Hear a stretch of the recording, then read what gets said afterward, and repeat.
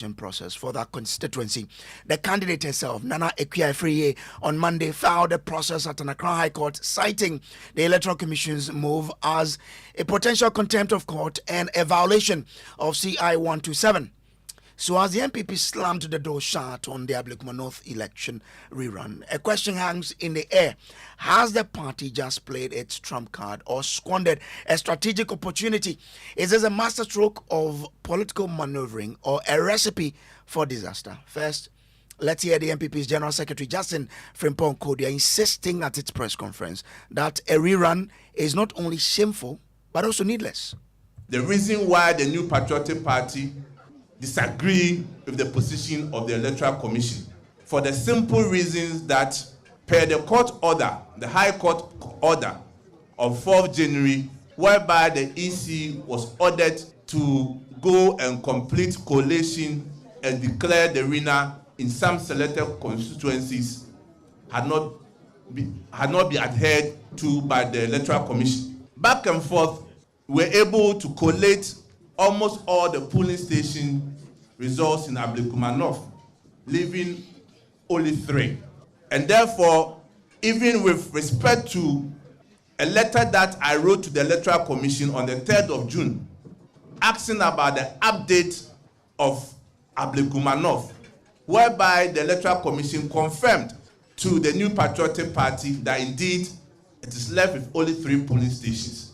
Again, the Electoral Commission, led by Deputy Commissioner Dr. Bosman, under oath, went to Parliament and also confirmed same that for so far as they are aware and so far as they know, it is only left with 3 polling stations at Ablekuma North. And therefore, it comes as very shocking that the Electoral Commission, based on its own conduct and also based on facts, based on their correspondence with the NPP, their pronouncement in Parliament, and even engagement with political parties when it happened on June 12th, where they maintained their position that it is left with 3 polling stations, will sadly make a U-turn.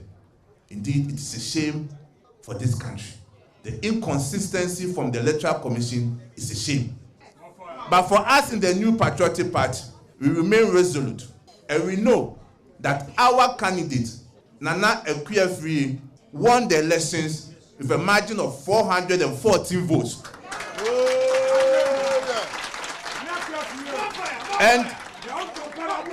And this is based on facts and figures.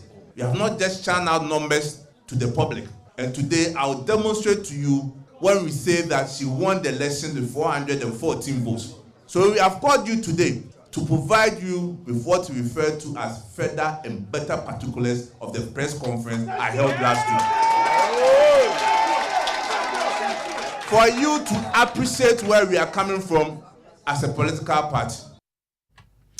So that was the General Secretary of the MPP. My colleague James Aveji was at this news conference and has joined me in studio with more. James, how did Justin Kojo prove to the supporters that indeed Nana Ekuya-Afriye had won the 414 votes with that 414 votes? So, Brace, they mounted a screen on which they put a number of PDF documents which they indicated were the result, the scanned copies of the result from all of these polling stations.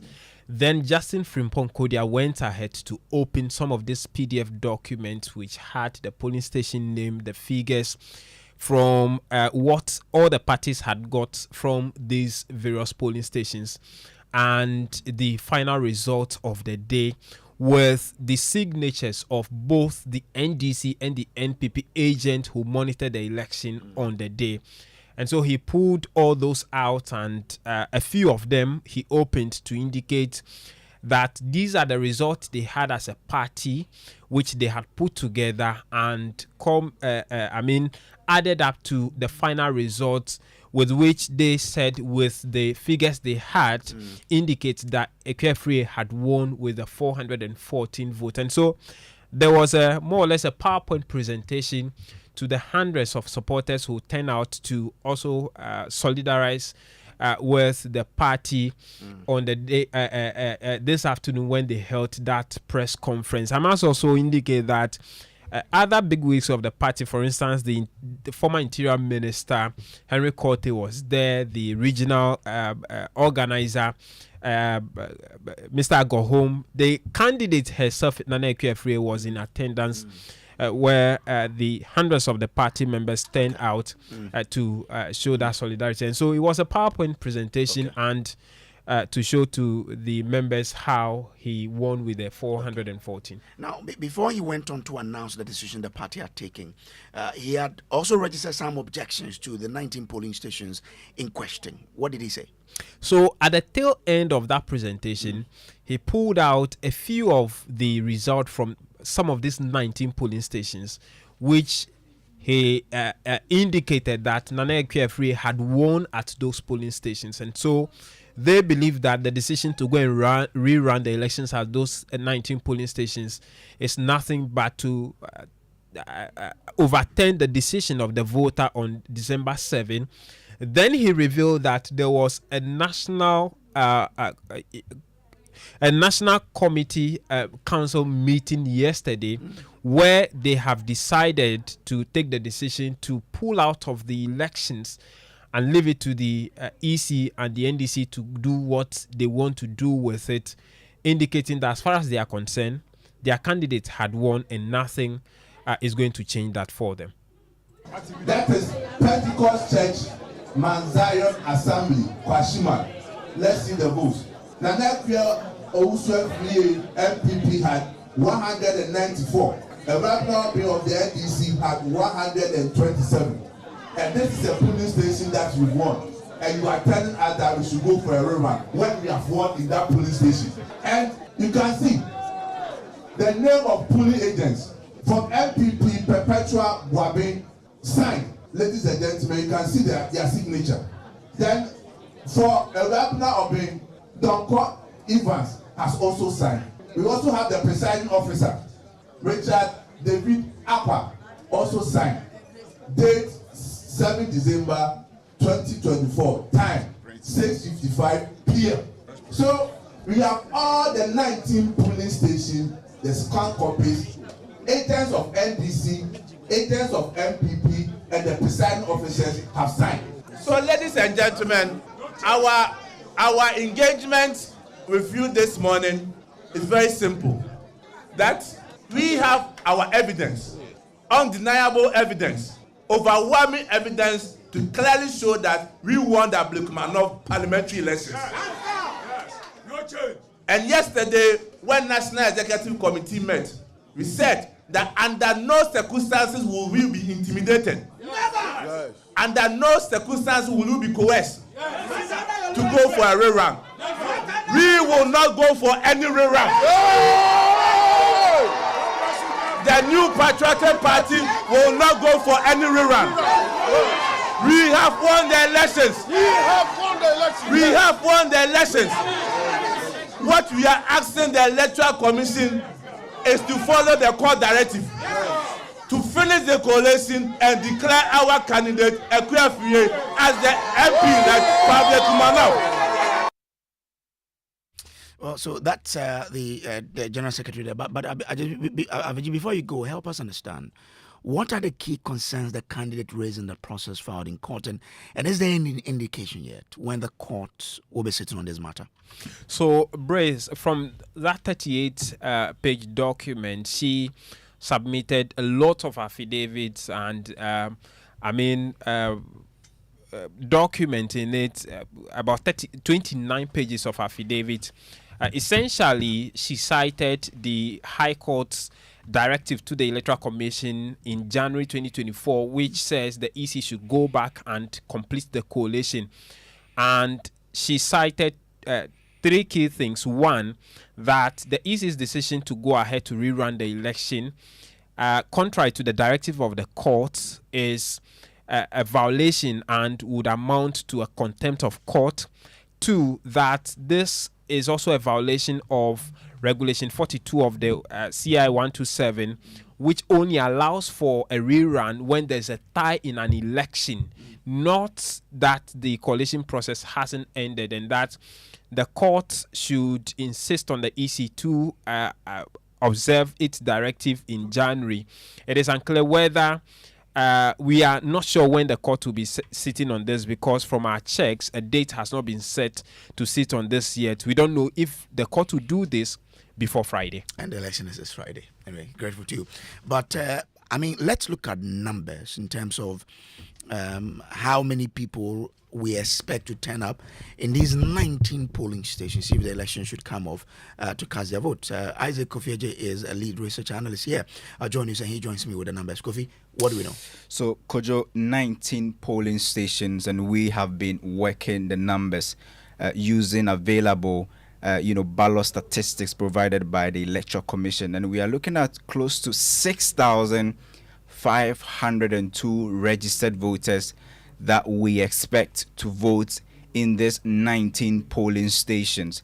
And Kojo, if you do the math, that will simply mean that we expect about 5.4% of the total registered voters in the Ablekuma North constituency to actually go to the polls coming Friday to go and elect a member of parliament. There's more like time. You remember Absolutely. time constituency. Anyway, but we also do know that this constituency has been a stronghold of the NPP.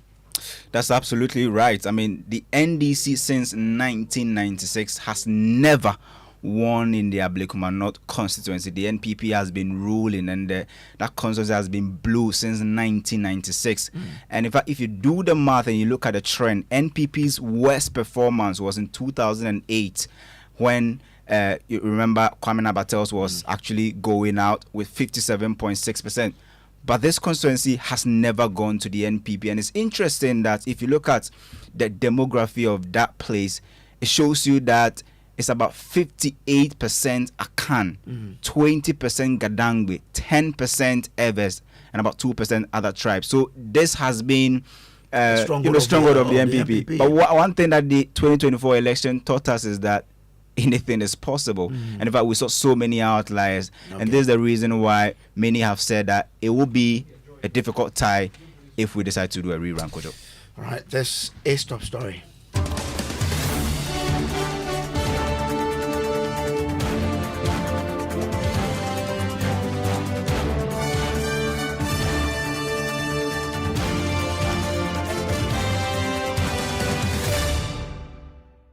All right, time for us to bring in, people who understand politics better, as well as the political parties, for us to get their thoughts on this. Let's start from political science lecturer at KNUST, Dr. Kwesi Amachibuati. Doc, I'm grateful to you for joining us here. First, what's your reaction to the news that the MPP has decided not to be part of this process come Friday? Good evening, and thank you for the opportunity. I'd like to believe that they are not confident of coming out successfully. And one way of avoiding that type of, if you like, disgrace is to simply pull out and use that as a pretext. But this is their stronghold. Would they be harboring any fear of winning in their own stronghold? A stronghold throughout the whole constituency might not necessarily be so in the 19 polling stations in question. I don't have the breakdown, but I like to believe that they understand it better, and that might be the case. But aren't they right to hold on to their belief that they won this election? The High Court has also asked the Electoral Commission to complete the collation process and not to conduct a rerun, and therefore they don't want to be part of a process that will end up being in contempt of the court. Well, this is a legal issue. I might not necessarily be qualified to, respond to it. But then let me say that the EC went all out to address itself to the High Court's ruling. They tried on countless occasions to do the recollation without success, given the fact that they didn't get the support from the security apparatus. And then interested actors from both parties made sure that they generated enough violence at the place to make the exercise simply absolutely difficult for the EC. On the basis of that, the EC has moved to engage all the stakeholders, the political parties, at IPAC, and there took that decision collectively with them that this is the only option left for them. I don't know whether they should have gone to court to take the authority from the court. But whatever it is, once that decision was taken at IPAC, we know that the outcome is binding. So given that the EC goes ahead with the exercise, I think they are also in their right to do that. If you pull out, you are in your right to do that. Elections in Ghana, the laws does not necessarily compel people to participate in the process. And when a political party decides not to be there, that becomes another issue altogether. Okay. Do stay with me. Let me bring in the national organizer of the New Patriotic Party, Henry Nana Boakye. Nana, thank you for joining. Now, your candidate has filed a process in court, which the court is yet to decide a date on which it will hear this case to determine it. Yet you say you've pulled out. Why? Kojo, good evening, and then good evening to my lecturer, Dr. Amit Boakye. Maybe Doc is not pleased with the facts. Possibly I will enlighten him on that matter. Doc, we've concluded with the elections in Ablekuma. What was left was collating and declaration. Now, early January, the court directed the Electoral Commission to collate and declare. That directive is still pending. That directive has not been overturned by any superior court. So that directive is still pending.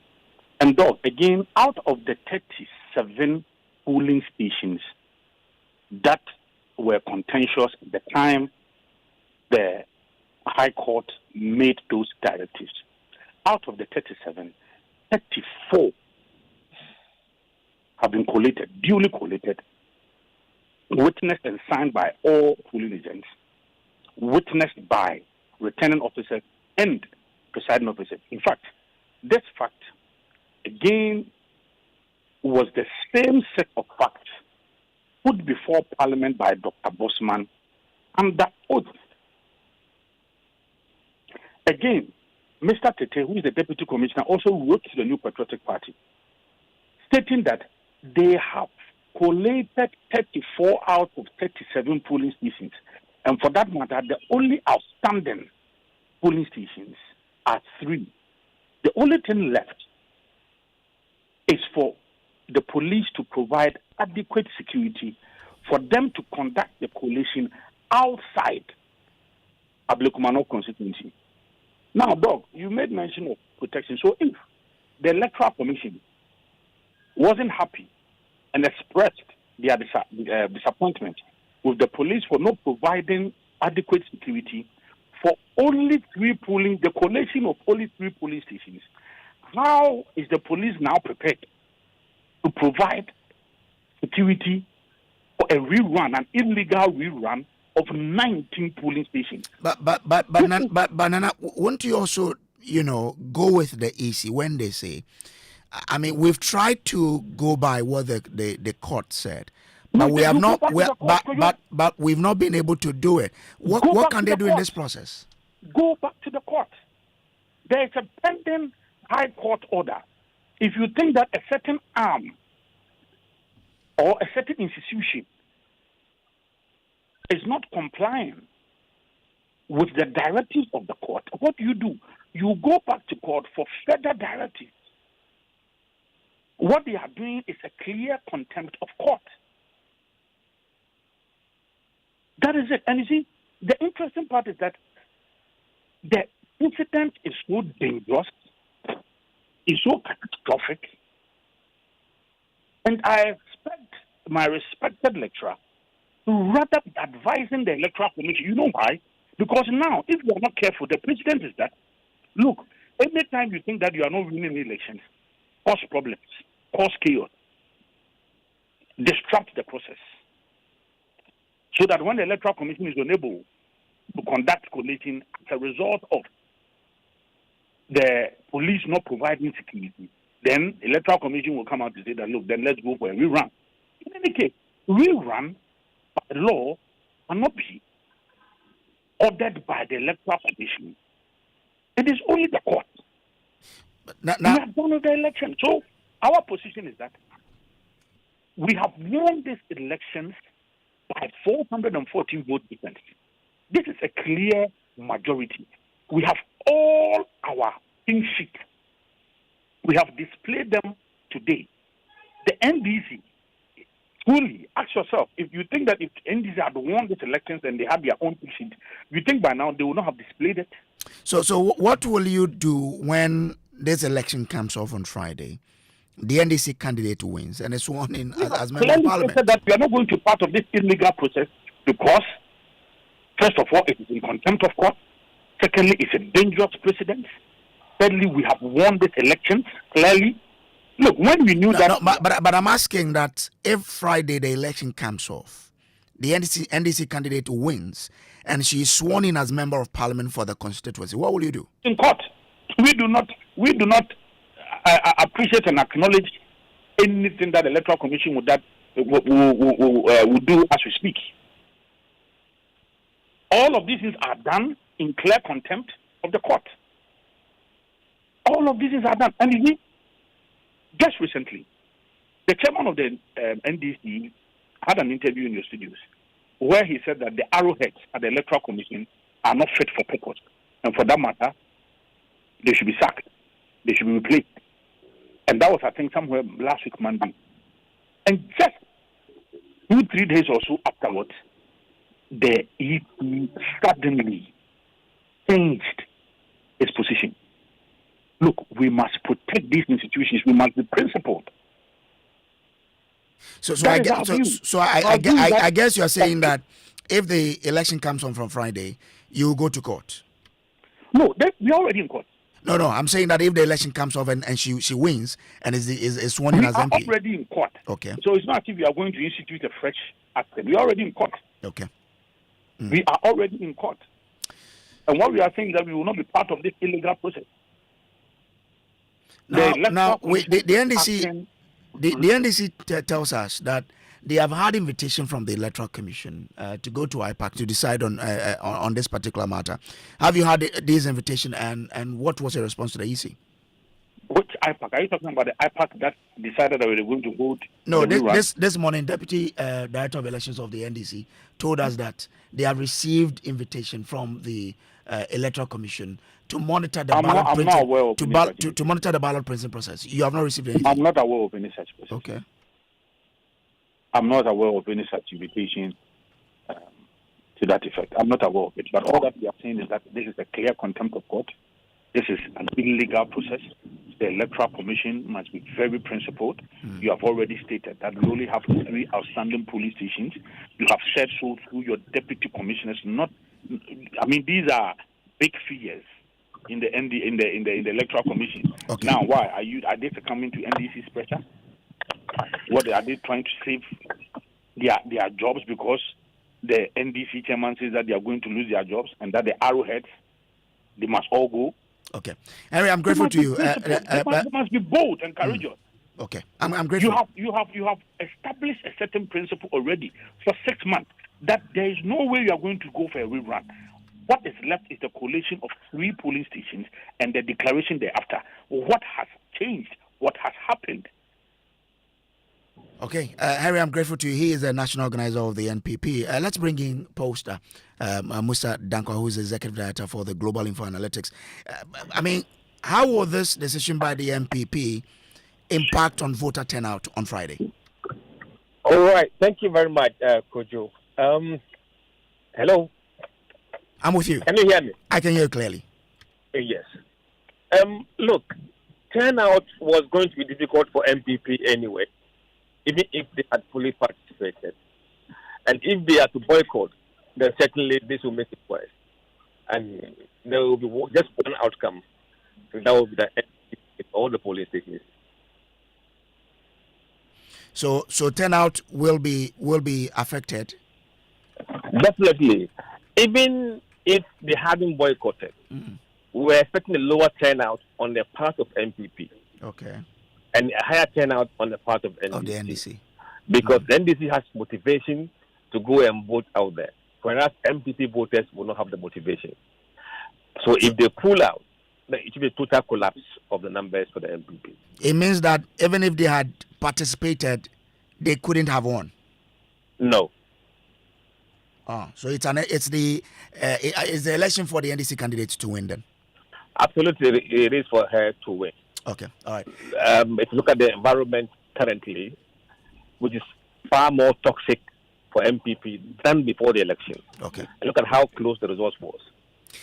Mr. Danko, I'm grateful to you. Let me bring in Professor Amachi Boateng again. Prof, does this decision by the NPP to pull out of the election compromises the integrity of the EC in any way?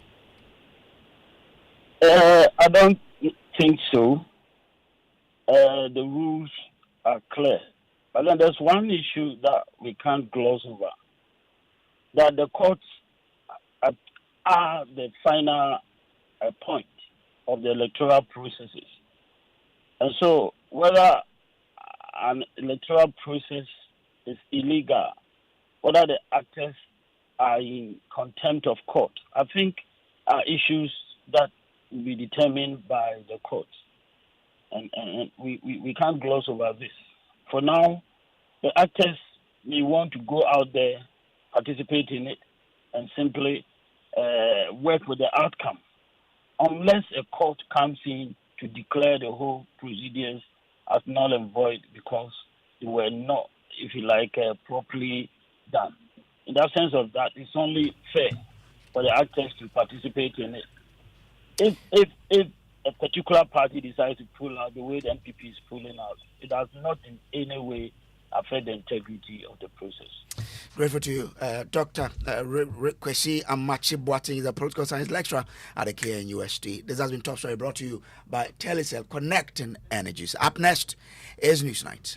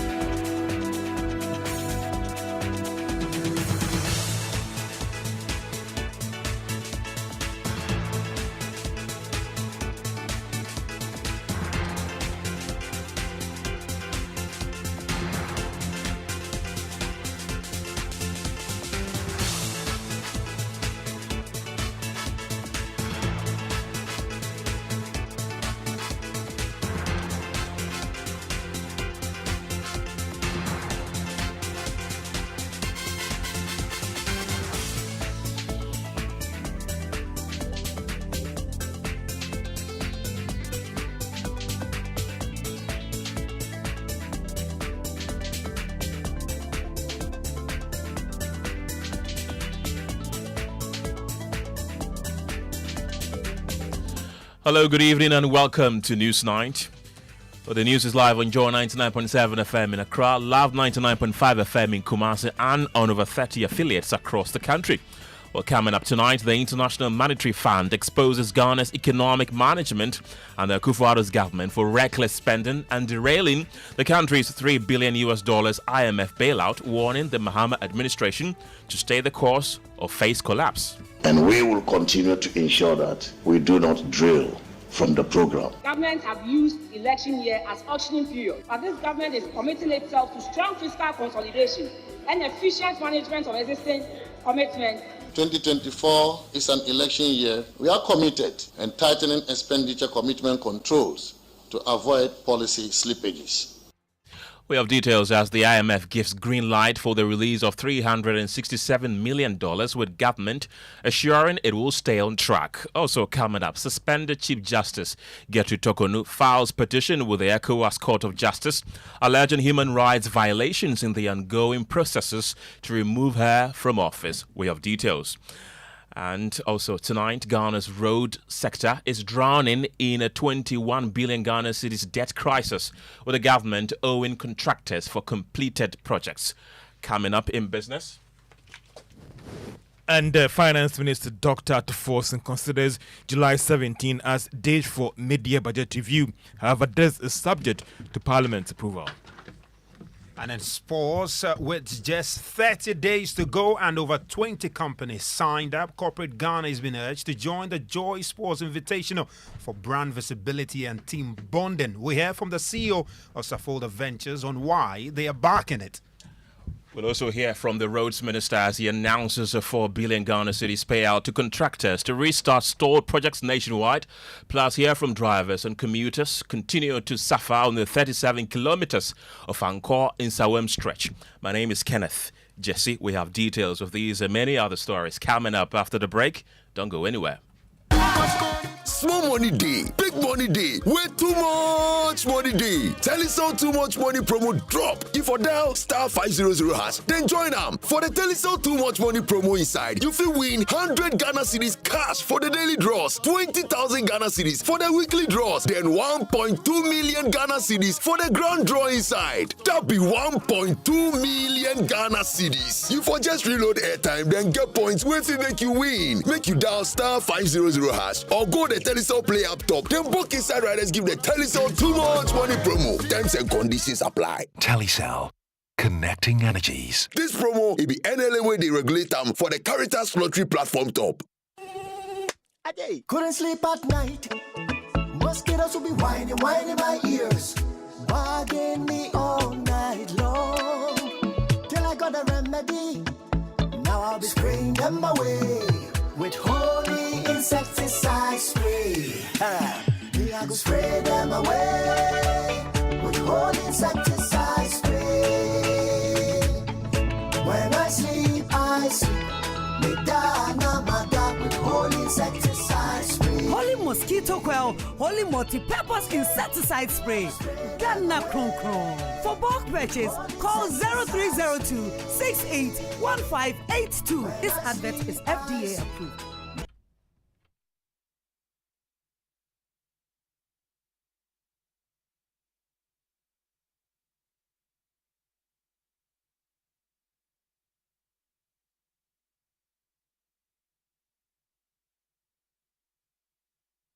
IMF has slammed Ghana's economic management, citing reckless pre-election spending and reform delays in late 2024 as the reason for derailing the $3 billion bailout program. Well, this mishap has halted the disbursement of hundreds of millions in support, prompting the new government to take urgent corrective measures. The IMF warned that Ghana's only way to avoid economic collapse is to strictly adhere to the program's requirements, directly implicating the previous Akufo-Addo administration and Minister Amin Adam, who was in charge of finance, for the overspending and inflation woes that derailed the bailout. Well, lead researcher with the Joy News team, Isaac Kofieje, joins me in studio with details from the IMF. And Isaac, even before we go into details of the latest report from the IMF, let's backtrack a little to 2023. Government made some key promises. Well, Ken, let's start with Abinau Sari on November 21st, 2023, who was at the time the Deputy Finance Minister to Ken Oforiatta. And in fact, we start with Abinau Sari on November 21st, 2023, who was at the time the Deputy Finance Minister to Ken Oforiatta, first made a promise that government was not going to overspend in 2024, which was an election year. Now, this was after the 2024 budget had been, presented to Parliament. In the past, governments have used election year as auctioning periods, engaging in all kinds of projects to win votes. But this government is committing itself to strong fiscal consolidation and efficient management of existing commitments in order not to derail the hard-won stability that we are witnessing. Mr. Speaker, as part of this commitment, government is not initiating new commercial loan-funded projects. This tells you government is really committed to living within its means. And she's not the only one, we understand. Well, absolutely. In 2024, Dr. Amin Adam, when he became the finance minister, made a similar promise. This time, it was a promise to the IMF itself. They will not indulge in any slippages, Ken. Assessment to strengthen Bank of Ghana's autonomy. We are committed, ladies and gentlemen, to sustaining our macroeconomic policy adjustment and reforms to fully restore macroeconomic stability and debt sustainability, while fostering a sustainable increase in economic growth and poverty reduction. Despite the fact that 2024 is an election year, we are committed to enhancing domestic revenue mobilization and tightening expenditure commitment controls to avoid policy slippages. That's the former finance minister, Amin Adam. And obviously, we have been hearing from the International Monetary Fund. What have they been saying? Well, Stefan Rode, who led a team to Ghana at the time, welcomed the promise by government to religiously stay within their means. Looking ahead, staying the course by adhering to the committed policy and reform agenda remains essential to fully restore macroeconomic stability and debt sustainability, especially in the context of the upcoming general elections. We welcome the commitment from Minister Adam and various other government officials to stay the course on reforms. Right, and in fact, that wasn't the first time Stefan Rode made that pronouncement. Absolutely. In December of 2024, Amin Adam insisted that they will not overspend, and this was the election month. He spoke at a monthly news conference by the IMF and the Finance Ministry, and he said that government was not going to overspend around that time. Ghana has been performing well as far as fiscal management, as far as economic management. The testament by the IMF demonstrates the continuous confidence the international community has in the Ghanaian economy. And we will continue to ensure that we do not drill from the program.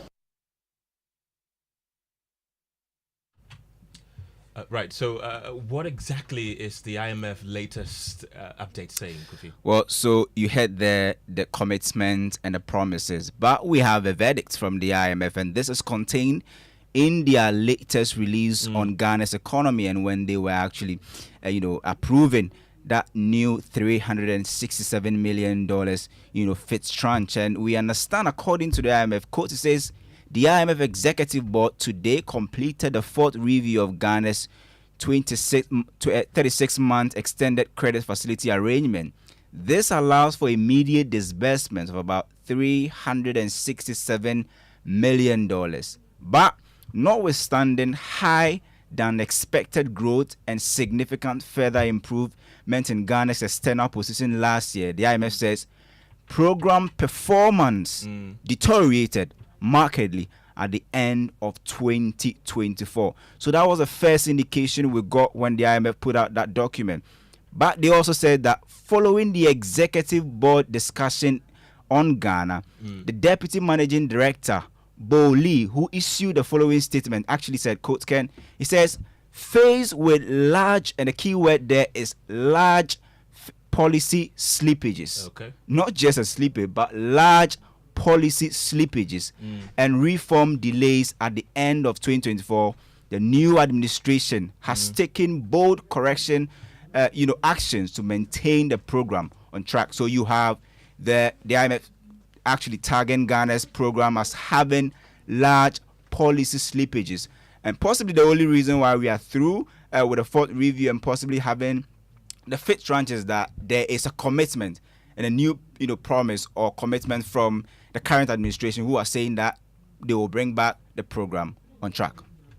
And the current finance minister, Dr. Cassiel Atufosim, was probably the first to cite these slippages. What more are we learning from what he said at the beginning of this year? So we go straight to the budget 2025, and this is where we started getting the indication that something could be wrong. And I remember when he was actually reading the budget, he said, quote, Mr. Speaker, key performance indicators to be assessed by the IMF staff in the upcoming fourth review of the program scheduled for April 2025, such as the primary balance, inflation, social protection spending for end December 2024, are likely missed. And these were the words of the finance minister, who said they were likely missed. He said, in addition, all structural benchmarks due by end December 2025 are likely missed as well.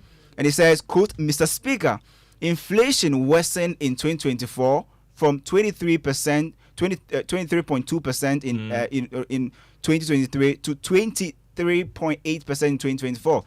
And he went ahead to say that the 2024 end period inflation also exceeded the budget target of 15% by 8.8 percentage points, and the IMF central target of 18% by some 5.8 percentage point. This has triggered a discussion with the IMF under the monetary policy consultation clause. And so these were the first indication we got in the budget when the finance minister first started speaking about the likely benchmarks and program performance criteria that were actually missed as a result of the large slippages we saw in 2024. Isaac Kufie is a lead data and research analyst here at Joy News. Thank you very much. But let's go on to the telephone lines right now and speak to Godfred Bobkin. He's a professor of finance joining me on the phone.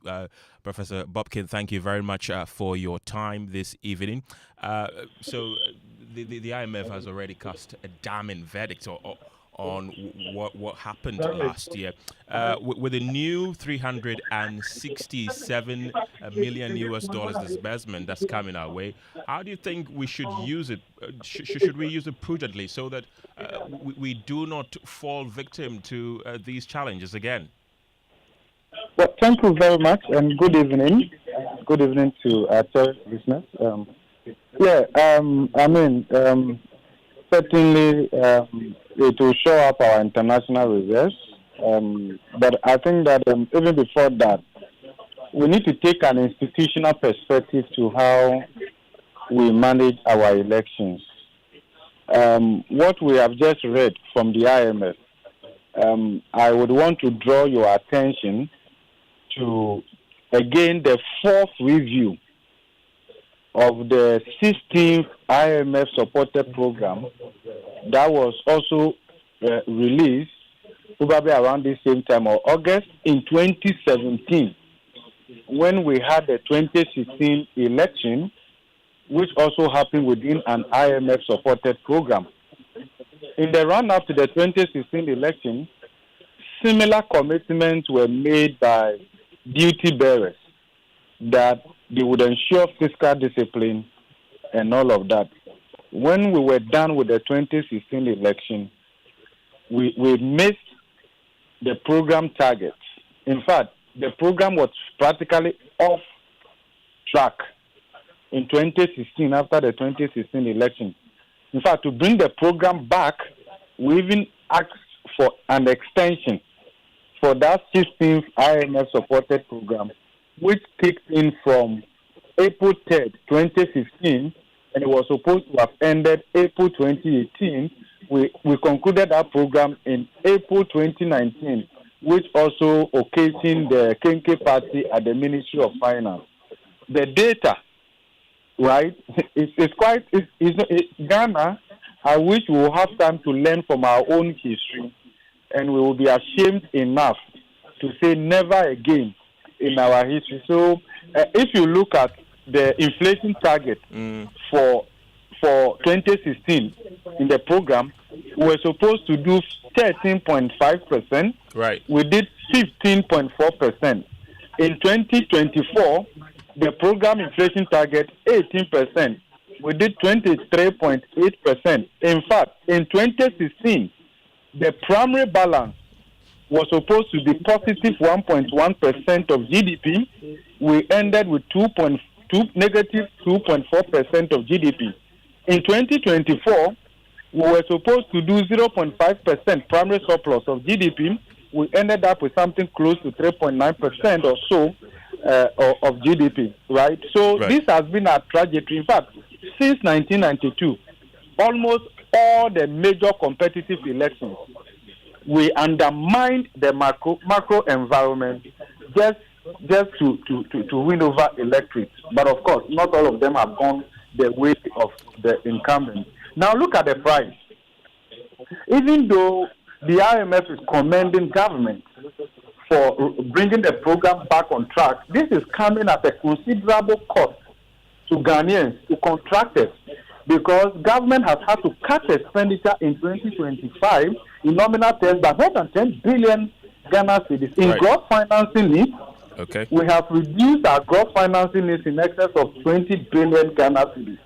You know what that means? What that means is that we are not spending optimally to move the economy, to grow the economy inclusively, even though we have seen growth higher than projected, driven largely by environmentally destructive activities like gold mining. And I've heard government people celebrating how much gold has brought to us in USD dollars without us counting the cost of that environmentally, health-wise, agricultural productivity, generations yet unborn, and all of that. So we have to pay a higher price in order to restore the program. But at least I commend the government, just as also in 2017, government has to also put in place measures. Do you remember the famous 7 billion Ghana cedi excess expenditure in 2016 election? Yes, Professor. The Auditor General has to step in and audit it. Professor Bobkin, kindly hold on for me. I'll come back to you. But let me bring in at this point Kojo Oppong-Nkrumah, who's the ranking member on the Economy and Development Committee of Parliament. Thank you very much for your time this evening. Now, the IMF blames the Akufo-Addo government, which you were a part of derailing the bailout program through reckless pre-election spending. What's your response to that? Does the erstwhile government accept responsibility? I think good evening to you, to your listeners. The expression I saw in the IMF statement was fiscal slippages in that year, and it talks about it being remarkable or marked fiscal slippages. It's a product of very loose commitment controls that we've had in our fiscal policy management in this country. And I think that's why we can commend the government for the amendments to the PFM, which seek to arrest those commitment controls. What will be important moving forward is how those new rules will hold. You will recall that in 2017, when we tried to arrest the situation, a similar situation from what we inherited, we came up with the Financial Responsibility Act and introduced some rules to try and rein in and prevent it from happening again. Unfortunately, the evidence is that it wasn't very successful. It doesn't matter the explanations you give. The fact is that it wasn't very successful. Our hope will be that the new rules, as introduced by the new administration, will hold as the years go by. Mr. Oppong-Nkrumah, we do recall the former Finance Minister, Dr. Amin Adam, give public assurances, both locally and internationally, that there wouldn't be... give both local assurances that to the IMF as at December 2024. What changed so dramatically?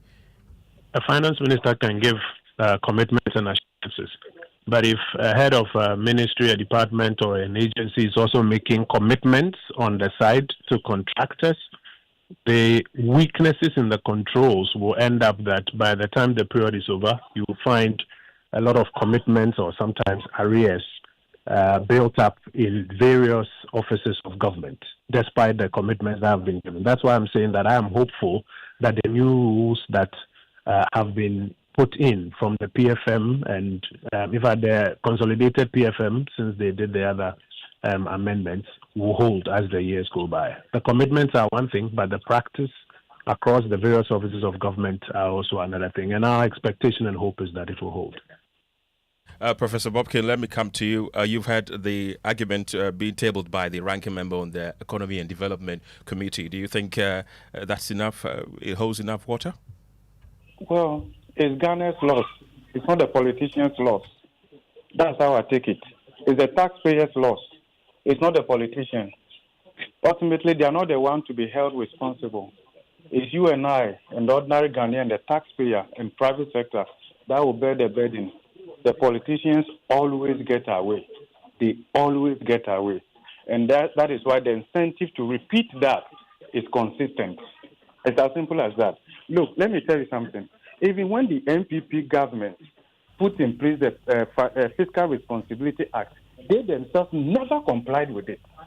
The 5% limit, fiscal deficit limit in the Fiscal Responsibility Act, they themselves never complied with it. They decided to treat the energy sector and the financial sector cleanup costs as outliers of the line, so that they could meet the 5%. But if you include that, we're doing in excess of 7% under the works of the NDC. When they said in opposition that they were going to set up an independent fiscal council as an internal restraint agency in Ghana, the president of Ghana at that time made it advisory. It was just a good way to say this thing, we don't want it to work. Okay, so it's not just, we can pass laws and laws and laws. It's about walking our talk and talking our walk. And ultimately, ensuring that the sanction regime works effectively. We must hold them accountable, not the taxpayer.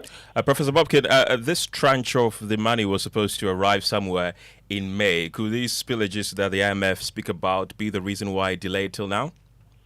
Well, usually when they reach the staff level agreement, there are further correspondence between the Ministry of Finance, Bank of Ghana, and the IMF. In this specific instance, there were other prior actions that we needed to also meet before the staff level agreement will go to the board, which also included a commitment from Ministry of Finance to inject some additional funding to ensure to restore the negative capital adequacy position of NIB, and then also integrating the Ghana electronic procurement system with the gift mix, as well as two other prior actions. Of course, government also had indicated that they wanted to audit all the arrears to be sure of where we were and all of that. So all of this correspondence and all of that usually account for the delay.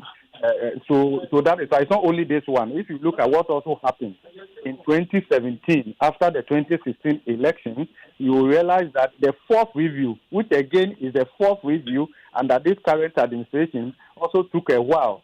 Some kind of audit, some kind of correspondence and all of that, which also resulted in the 2017 fourth review coming with an extension of the program based on the request of Ghana government. But I believe that in terms of the $370 million approximately, our reserves, we have exceeded the IMF limit. We have accumulated reserves. So to that extent, of course, it will add up to the reserves and all of that. I do not expect that this will cause large volatility in the exchange rate, because we have quite considerable reserves in there. But of course, government has to ensure prudence. And take it this way: the effective leadership of this country should not be seen merely just in terms of the first year and the second year of a new administration. We should be extending the yardstick to see how government will do well in an election year. As 2028 is approaching, and this is where you and I should be concerned, when government signals that they will not go for another IMF-supported program, or they will not extend the current program, the question you and I should be asking is, what are we going to have in place? I know government is talking about an independent fiscal council and all of that. On the average, anytime we exit IMF program, we are not even transparent, and there's less disclosure and integrity and honesty about our public finances and the data and the publication of that. It becomes a whole lot of issues about what is even the total public debt. But anytime we're under IMF program, all these things are resolved quite well, because they may lie to Ghanaians, but they can't lie to the fund, because there are inherent penalties if you lie to the fund. Right. Professor Bobkin there, thank you very much. I still have Kojo Nkrumah, who is the ranking member on the Economy and Development Committee. Mr. Nkrumah, did the elections force the New Patriotic Party government to overspend and result in these spillages that the IMF's talking about? I think I've responded to that already, that there are very weak commitment controls in our public financial management. And the consequence is what you saw in 2017. The consequence is what you are seeing now. Professor Bokman just mentioned that when you don't have strong controls and strong transparency mechanisms, then you could be on a particular path in the first 2 years, maybe even, and then when you are no longer in a fund program or something going forward, the cracks and the gaps begin to show. Just last week, something happened in Parliament. The government brought a $360 million loan and tried to pull a wool over everybody's eye that it was some sort of financing facility. why we had to be strong in raising it, that first of all, it was a loan, and two, it shouldn't be diverted, was because of what Professor Bokpin spoke about, debt transparency. So if you don't have all of those controls in place and the necessary level of transparency, sometimes you can start off very well first 2 years, and then as time goes on, especially when you are not under a fund program or something, you begin to see the cracks emerge. As I have mentioned, we put in place some rules in 2017. At some point, those rules were relaxed. It led to some of the challenges that we had. Our prayer, our expectation would be that the new rules that have been put in place will stand the test of time, even when there's no fund program. Okay. And that is why when a few days ago, we noticed that loans were being brought to the house, but were being hidden, we had to draw attention that, listen, we've suffered from this kind of behavior before. Don't repeat it. So we can only wish ourselves the best as we go forward. Okay. Kojo Ponkroma there. He's the ranking member on the Economy and Development Committee. Earlier, you also heard from Godfred Bopkin, who is a professor of finance. Let's move away from that. And Ghana's road sector is drowning in a 21 billion Ghana cedis debt crisis, with the government owing contractors for completed projects. Road Minister Kwame Gavins Agboja revealed the alarming figure, describing the situation as dire. Well, to mitigate the crisis, the government plans to release 4 billion Ghana cedis to revive stalled projects. Well, the minister attributed the collapse of road projects to delayed payments to contractors who often take loans to pre-finance public works. A critical example is the Ofanko-Nsawam Road, which was proposed to be completed in July 2024, but remains in a deplorable state, plagued by potholes and breakdowns, causing frustration for commuters. Emmanuel Jivenu has more.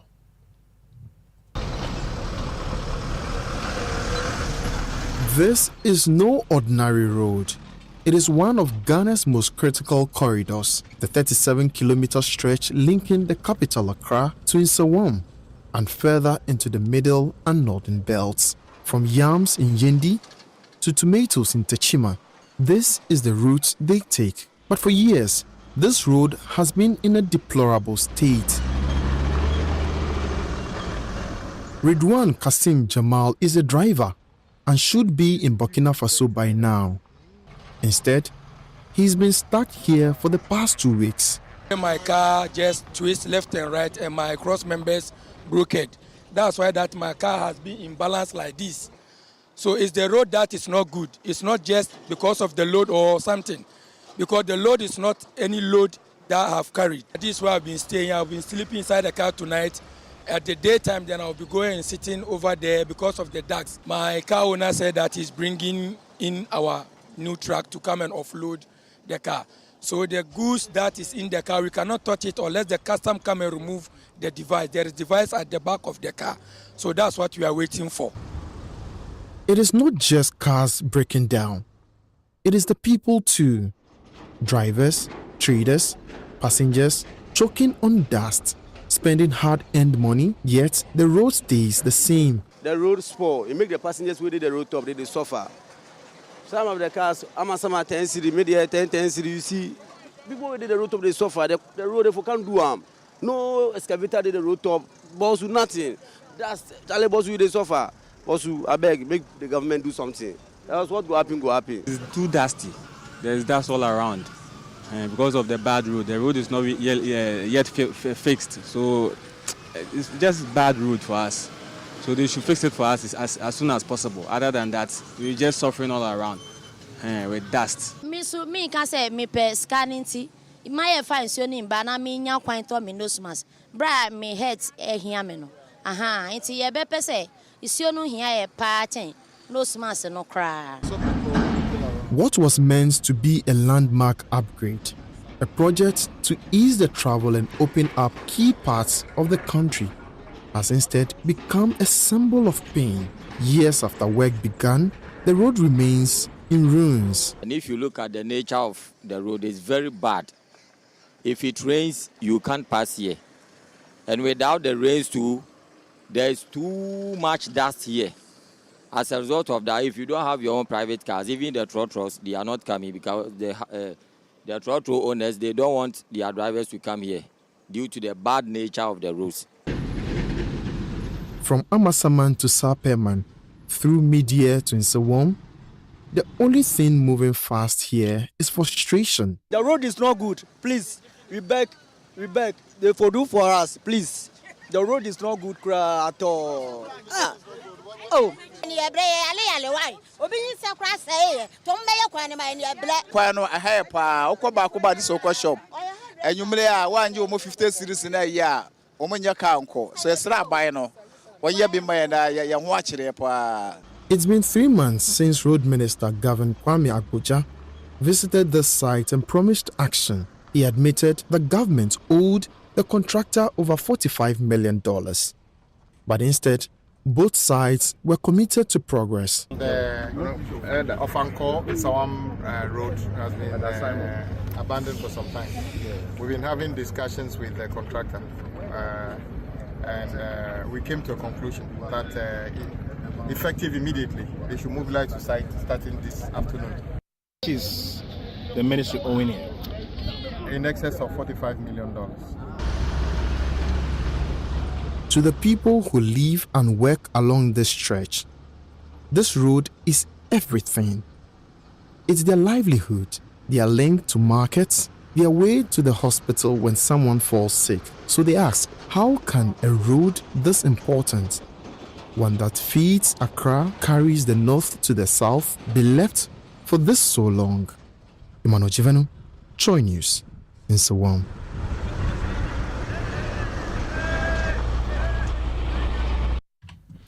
Right, let's go on to the telephone lines and have a conversation on the back of this and speak to the PRO of the Roads Ministry, Nasir Ahmed Yate. Thank you very much for joining me tonight. I want to find out what specific criteria is the ministry using to determine which contractors will be paid from the 4 billion Ghana cedis allocation your boss mentioned. Well, I think, first and foremost, good evening to you and your service. I think it's early days to be talking about criteria use. The most important thing here is that the minister mentioned that it was important that we do some rationalization to ascertain that we actually so that we don't double pay some contractors that they've and report. This rationalization has taken some time, but thank God they are at the tail end of it. It's for that reason that yesterday the president was able to announce, beginning for the end of the month, that this month was commence payment to contractors. The ministry has its own system that we use for payment of, and it's an old system we understand with the contractors is very well, and we are going to follow that system. The only difference here is that today, as the minister addressed the media, he said that we are going to make sure that we show appreciation to contractors who has stood by us at the ministry through this all time, and they are still on site working, even though we are the government is indebted to them, but they are still on site trying to work and improve the road for Ghanaians. I think it's only fair that whatever criteria we use to pay contractors, we prioritize those who have stood by us through this challenging time, and make sure that we cushion them up to continue to work with the good people of God. Right. Okay. Nasir Ahmed Yate is the PRO of the Roads Ministry, and it's now time for a business. George is here with the latest. Take us away, George.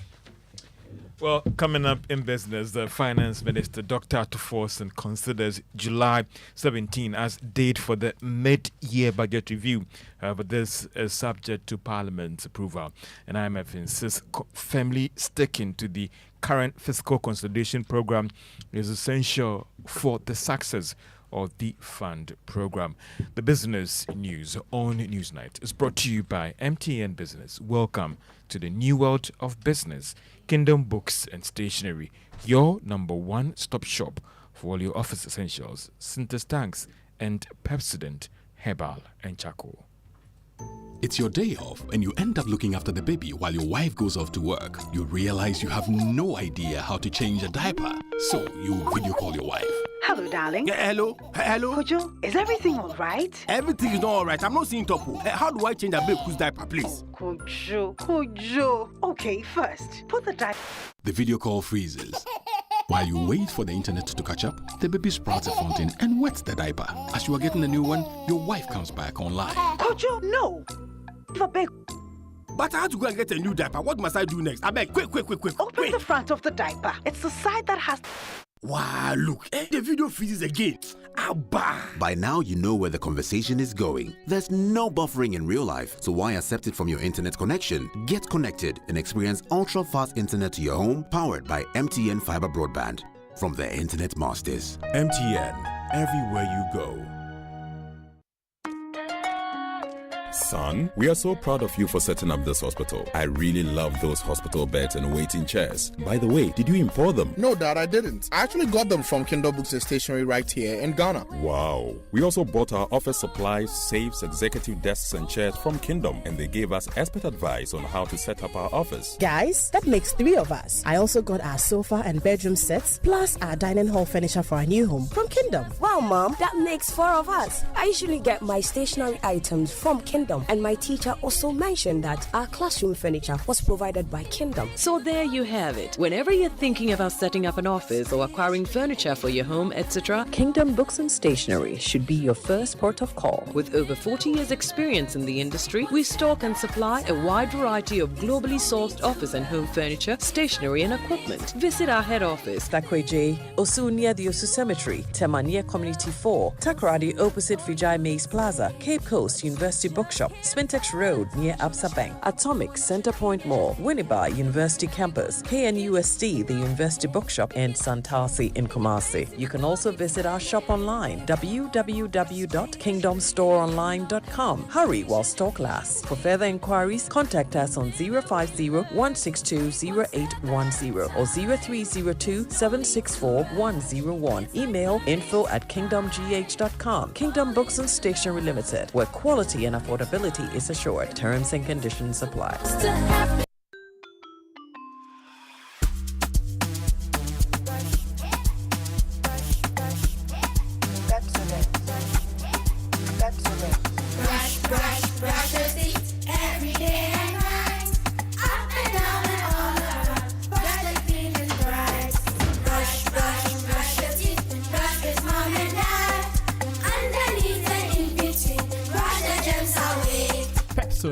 Cavity protection. This advert is FDA approved.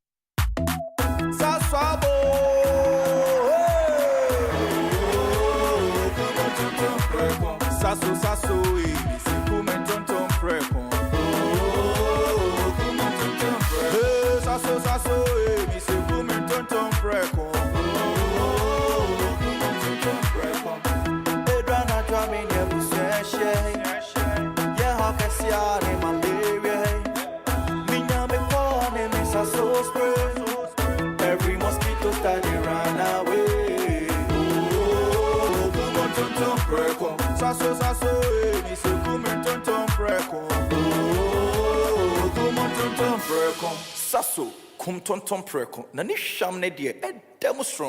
This advert is FDA approved.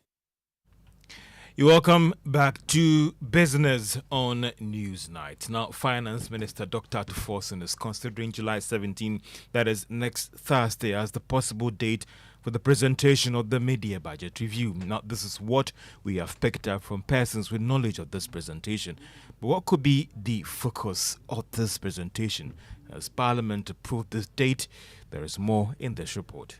We are learning that this is the proposed date and it is subjected to Parliament approval. The development should mean that the date could change in the coming days. The Finance Minister is expected to use the presentation to update the public on the revenue numbers and whether we are making any progress in meeting the half-year target. Also, what about its spending and whether government is on track with its fiscal consolidation program? Sources say the Finance Minister will also use the media review of the 2025 budget estimate to announce measures being undertaken by government to reform the current tax structures, especially when it comes to the value-added tax. It is, however, not clear for now whether the minister will be seeking approval from Parliament to spend any additional revenue that has come in. And that is a Business Desk report. Meanwhile, President John Mahama has maintained that he expects the Finance Minister, Dr. Tuforson, to use the mid-year budget review to outline some fresh measures to help the family stabilize the economy. Minister of Finance will be going to Parliament with the mid-year review of the budget, and that will be based on the half-yearly figures of economic performance. And so we'll have a better view of what we've been doing over the last 6 months after he presents a mid-year review. And I'm sure that after that, we can hold one of our statutory meetings to discuss how far we've come over the last 6 months. I know that there are many things that we need to talk about. And that is the President John Mahama. And the IMF has charged government that it should fairly stick to the current fiscal consolidation program, and that is essential for the success of the fund program. Now, this was captured in a statement issued by the IMF after its board met yesterday to approve some $367 million after Ghana passed the fourth program review. It also warned government to sustain efforts to bolster what it describes as stability of the financial sector. It also asking the Bank of Ghana to do more when it comes to sticking to the current tight policy framework that would help in checking inflation. Meanwhile, macroeconomic analyst with GCB Bank, Kojo, says that the IMF's push for more to be done in the area of revenue is in the right direction. What are the ways to expand that tax net? The approaches we've been using, we've talked digitalization, all this well. Has it brought in new people? We've talked using Ghana card as tax identification number. Has it yielded a growth in tax revenue? And what are the other strategies? We talked tax, streamlining the tax exemptions regime to rake in more from the corporate sector. We've talked about property rates to be able to rake in revenue from the assemblies level and different other strategies. Have they yielded the result? No. And so our potential still remains enormous, but we still collect a very insignificant tax revenue relative to what could have been from the total population. And so when IMF is hammering that and when government is hammering that, it's a genuine problem. The solution may not be increasing the tax rates or introducing new ones, but it's about how do we get enough from the existing handles and from the population where everybody pays their bit. That is a puzzle we haven't solved yet. And that is the macroeconomic analyst with the GCB Bank, Courage Boti, responding to the IMF call for government to do more in the area of revenue mobilization, as captured in its staff report issued after the board meeting. Now, Director of the Institute of Statistical, Social and Economic Research, Professor Peter Kote, says that government policies have failed due to the lack of proper research and data-driven planning. Speaking at the press conference ahead of the Evidence to Action event, he stressed that it is important that we use evidence-based research to guide national development and policies. Policies to really design a policy, you need data, you need information. The challenge we face is sometimes policymakers want the information and they need it today. They need it today. They are very impatient. Oftentimes they ignore the importance of research, importance of data, go ahead, and then when it fails, you see there is policy reversal, for instance. E-levy is a typical case where if we've done background research and everything, I'm sure would have implemented e-levy in a better way. The other tax handles that government introduces and then reverses because it didn't take research seriously. But if we do, that will be minimized. And that is economist and professor, that is Peter Kote. To the stock market, if you're a shareholder of gold today, each peso, that is each share that you're holding, is up by 4 pesos to close at 2 Ghana cedis, 5 pesos. Now, in terms of investing on the Ghana Stock Exchange, you made a return of more than 31%. This is quite high compared to other investment instruments on the market. And that's all for business on Newsnight. And Kenneth is ready for the news. Well, thank you very much, George, for bringing us the latest in the world of business. Let's bring you more stories tonight as in a dramatic escalation, Ghana's suspended Chief Justice Gertrude Tokonu has taken her fight to the ECOWAS Court of Justice, accusing the country's judicial system of violating her human rights in the ongoing impeachment proceedings against her. Well, the move marks a significant turn in the high-stakes drama, with the Chief Justice seeking redress and challenging the legitimacy of the removal process. Well, this was revealed in a social media post by the Deputy Attorney General, Justice Remsai. Well, before that, let's listen to the President saying he will not make any decision regarding the suspended Chief Justice Gertrude Tokonu until he receives the final report from the committee probing the misconduct allegations against her. Undertaking your work in earnest, as the Chairman of the Council has stated. We've referred several things to the Council for advice, mostly in respect of appointments to governing boards and other statutory institutions. And I want to thank you for the approvals you have given us and for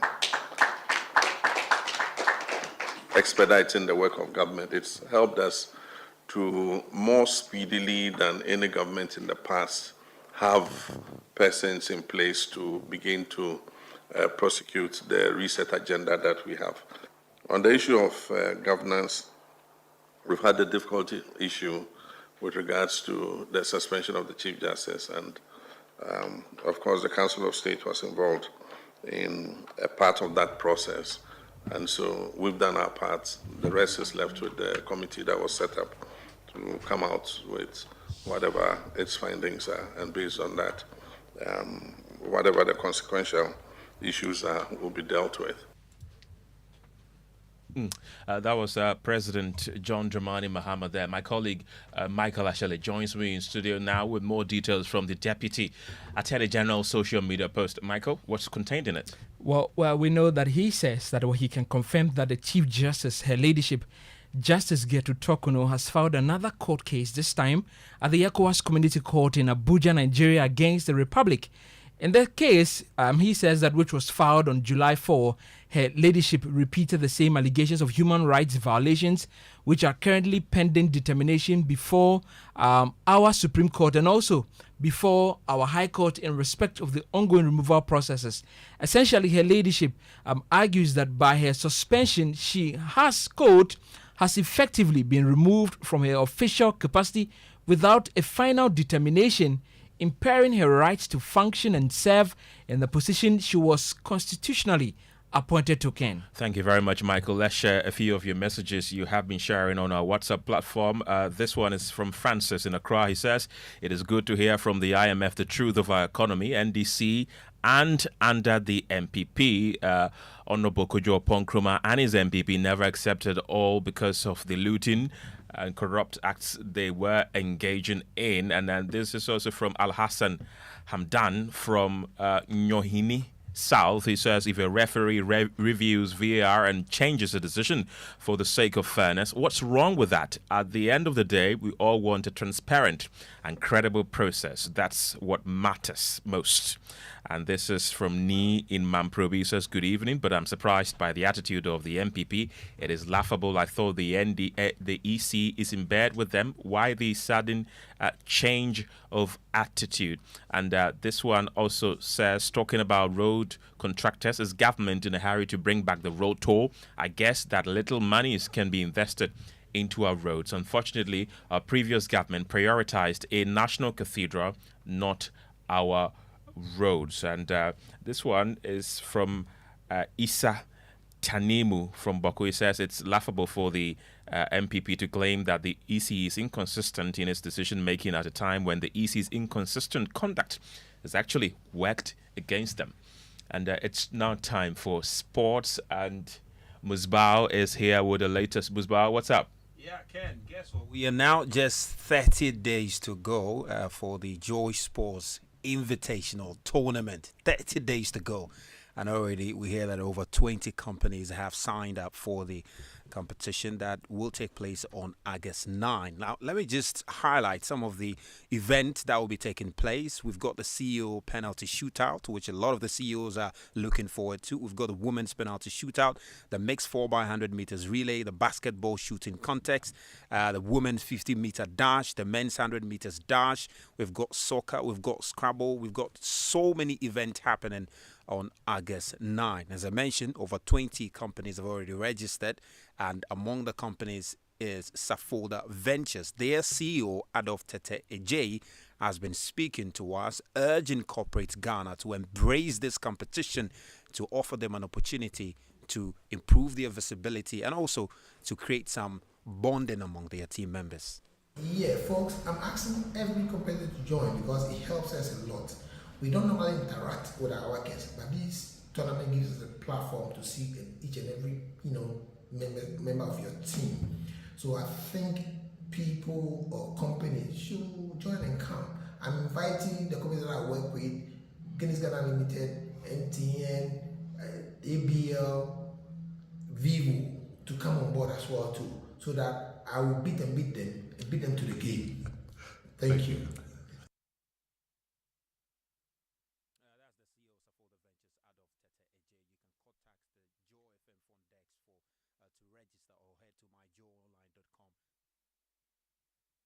And get your company to be part of the Joy Sports Invitational Tournament. And Ken, let me just wrap up with this, because in some 5 minutes, Chelsea will be taking on Fluminense in the semi-finals of the Club World Cup. It's a big game. Christopher Nkunku starts and João Pedro is starting for Chelsea. And of course, remember, Fluminense has Chelsea's former player Thiago Silva. So big game. The winner of that game will be facing either Real Madrid or Paris Saint-Germain. And for many fans who don't like Chelsea, they're just hoping that the team will be knocked out. But remember, the Blues are capable of causing some upset, and they're going to do it. They're going to be in the finals. Let's see if that will happen. But their head coach, Enzo Maresca, has been speaking, and I'll leave you with that sound as we look forward to the game at 7 p.m. Joao, Liam, Nico, the one that we have in this moment, they know exactly about, number 9 Chelsea. But I said already many times, in my mind or in my idea, I prefer to have 4 or 5 players scoring 10, 12 goals each than just one striker score 40 goals. So you can see last year what we have done with Noni, what we have done with Enzo Fernandez, and we expect next season more goals from all our attacking players. And that was Mubarak with sports. And away from sports, the Jimira Forest Reserve, spanning over 63 square kilometers of protected land in the Ashanti region, has been laid bare by illegal mining activities. A massive police swoop has revealed an environmental catastrophe far worse than feared. 4 individuals have been arrested with several earth-moving machines impounded as the widespread illegal mining rips apart large sections of the protected forest. My colleague Nana Boachi Yadam has more in this report. A combined team of police and forestry anti-Galamsey task force launched a coordinated anti-illegal mining operation that began from the Cobbin block of the Jamra Forest Reserve. The team moved systematically through the dense forest, advancing to the Nkwantine block before rounding up the operations at the Amanchia block, areas notorious for illegal mining. At the Cobbin block, newly acquired water pumping machines and tank fans were set ablaze to prevent the operators from regrouping. Supported by drone surveillance, the operations exposed vast stretches of land scarred by illegal gold mining pits.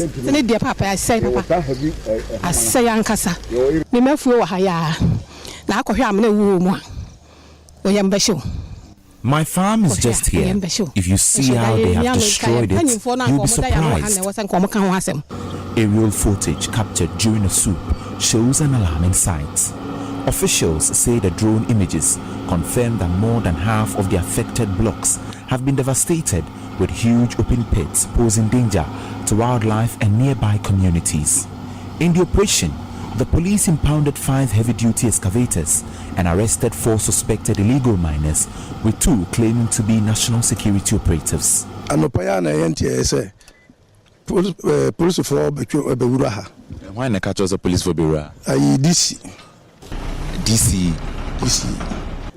The excavators were towed out of the forest. According to forestry officials, the Jimra Forest Reserve is now at risk of losing its ecological value if urgent restoration efforts are not undertaken. Meanwhile, residents say the damage has already begun to affect them. Rivers once used for drinking and farming are now unsafe. They have destroyed the water we drink. They are destroying our water bodies. All of them.